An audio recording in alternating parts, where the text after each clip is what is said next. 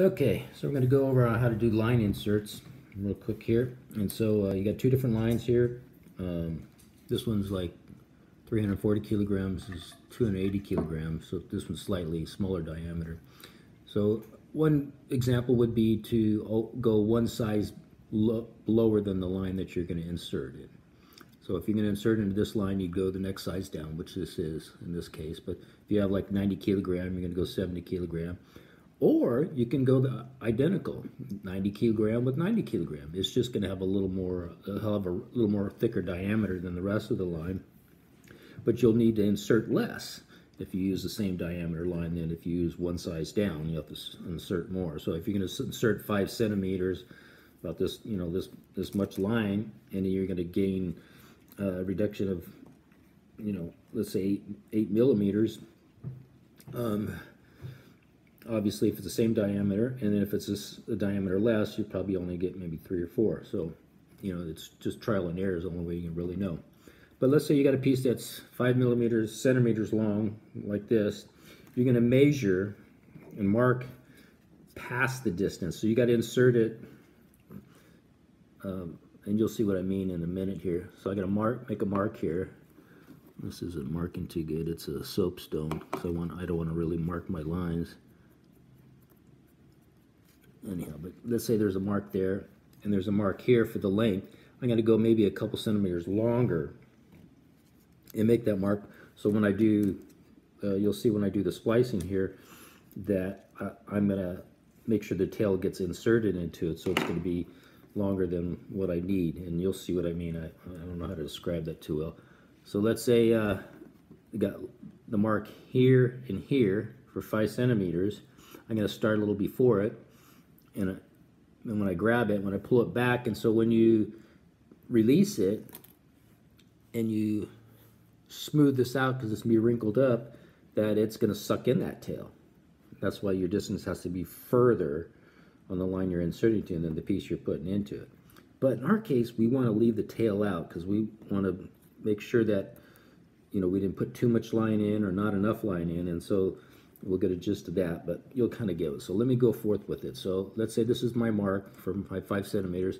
So I'm going to just bunch it up, and you're going to use, you can use jewelry wire, different thicknesses. You can buy at Michael's craft store, or a guitar string works great, and that's what I have. I have a bunch of different sizes of guitar string, and I just bend it in half and tape the ends so that you don't get poked with the sharp ends.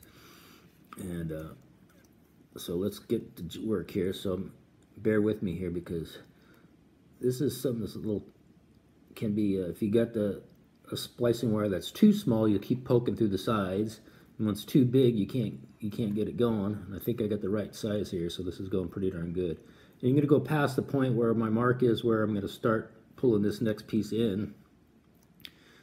So I'll just work it all the way down. You'll see every now and then it'll poke through like that, and you just back it up, the wire up, and then start over again. And the trick is to hold, and so it spushes up, it gets bigger, and then stop it, and then milk it down. And with the smaller lines, it's a lot harder, or more time consuming. But let's say we get all that in there like this, and sometimes it'll poke through the backside, and you won't even know it until you'll see it way over here. It's like, oh gosh, got to back up. So that's just a common thing. Whoops, see, I poked through there. Okay, so let's say we're there, poke it through. I'm going to get the tail of the other one, and I'm going to get enough wire out here so I can get that tail in there. And this one's crossed, so it's making it more difficult. I usually don't like when the wire gets crossed. But sometimes you don't have a choice. So I'm going to open it up, get my tail in there.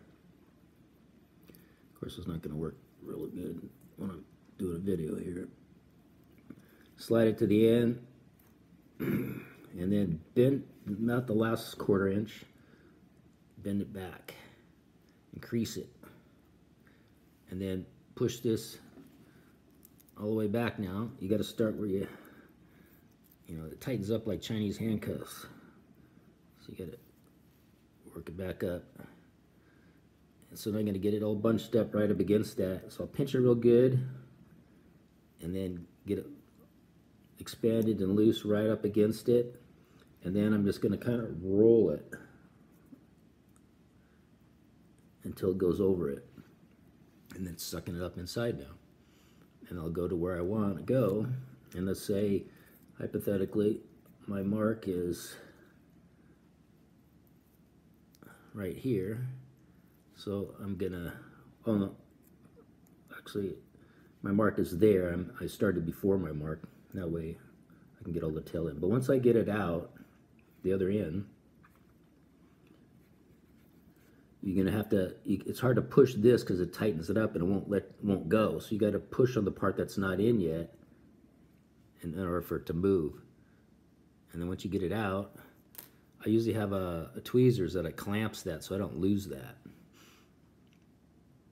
And so we're going to leave the tail out on purpose, because if I was to straighten this all out because of our marks, it would suck the line. You know, let's say the end's cut here, and we'd suck that piece in, and then, you know, we'd milk this out, and because my marks were longer than it, it would suck this tail in too. Hope I'm making sense to you. But you'll know once you start playing around.